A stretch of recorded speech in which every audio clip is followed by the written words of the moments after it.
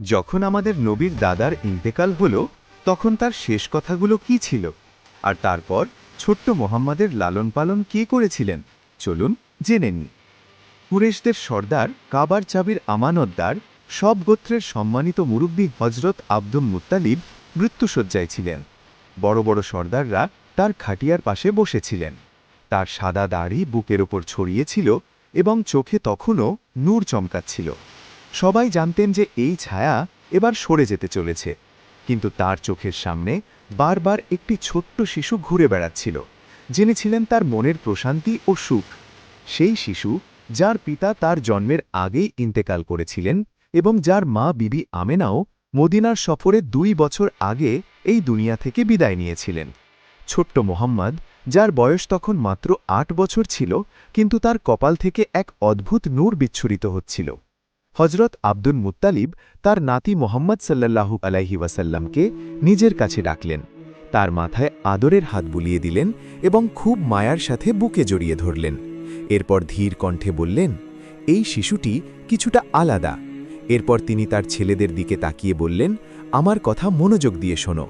এই শিশুর হেফাজত এখন তোমাদের সবার বড় দায়িত্ব, আর আমি এই আমানত আমার ছেলে আবু তালিবকে সঁপে দিচ্ছি।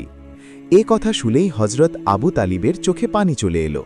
তিনি খুব অভাবের মধ্যে জীবন পার করতেন, ধন সম্পদ বেশি ছিল না, কিন্তু মন ছিল বিশাল।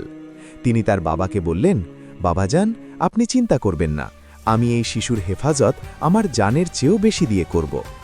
কিছুদিন পরেই সেই মুহূর্তটি এলো যখন মক্কাবাসীরা আরও এক বড় শোকের ছায়া দেখল। হজরত আব্দুল মুত্তালিব ইন্তেকাল করলেন। কুরেশের লোকেরা বিষাদে আচ্ছন্ন ছিল, কিন্তু সবচেয়ে বেশি ব্যথিত ছিলেন ছোট্ট মোহাম্মদ সাল্লাল্লাহু আলাইহি ওয়াসাল্লাম। প্রথমে মা, এখন দাদার ছায়াও সরে গেল।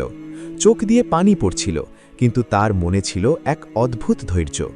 অন্য কোনো শিশু হলে হয়তো চিৎকার করে কাঁদত, কিন্তু আপনি শান্তভাবে আকাশের দিকে তাকিয়েছিলেন, যেন সেখান থেকেই মনে শান্তি ও সান্ত্বনা মিলছিল। আল্লাহ তাআলা এই কষ্ট তার প্রিয় নবী সাল্লাল্লাহু আলাইহি ওয়াসাল্লামকে এই জন্যে দেখিয়েছিলেন, যাতে অনাগত উম্মত সবর এবং ভরসা করার শিক্ষা পায়। আবু তালিব সেদিন থেকে মোহাম্মদ সাল্লাল্লাহু আলাইহি ওয়াসাল্লামকে নিজের ঘরে এমনভাবে রাখলেন যেন তিনি সন্তানদের মাথার মুকুট। ঘরটি ছোট ছিল, খাবারে প্রায়ই টান পড়ত, কিন্তু যখনই মোহাম্মদ সাল্লাল্লাহু আলাইহি ওয়াসাল্লাম সাথে বসতেন, বরকত নেমে আসত। একটি ঘটনা খুব বিখ্যাত। একদিন ঘরে খুব অল্প খাবার তৈরি হয়েছিল, যা বড়জোর 2-3 জন খেতে পারত। স্ত্রী বললেন, আজ তো বাচ্চারা না খেয়েই থাকবে। কিন্তু আবু তালিব ছোট্ট মোহাম্মদ সাল্লাল্লাহু আলাইহি ওয়াসাল্লামকে পাশে বসালেন এবং বললেন, বেটা, তুমিও আমাদের সাথে খাও। যেই না আপনি বিসমিল্লাহ পড়ে খাওয়া শুরু করলেন, সেই সামান্য খাবারই বাড়তে থাকল। সব শিশু খেল, পরিবারের সবার পেট ভরে গেল, তবুও থালায় খাবার বাকি ছিল। এই হলো আমার নবীর বরকত, যেখানে অল্প খাবারে পুরো পরিবারের পেট ভরে গেল। সুবহানাল্লাহ। যারা নবী পাকের প্রতি সত্যিকারের ভালোবাসা রাখেন, কমেন্টে সুবহানাল্লাহ অবশ্যই লিখুন, আর পরবর্তী পর্বের জন্য সাবস্ক্রাইব করুন।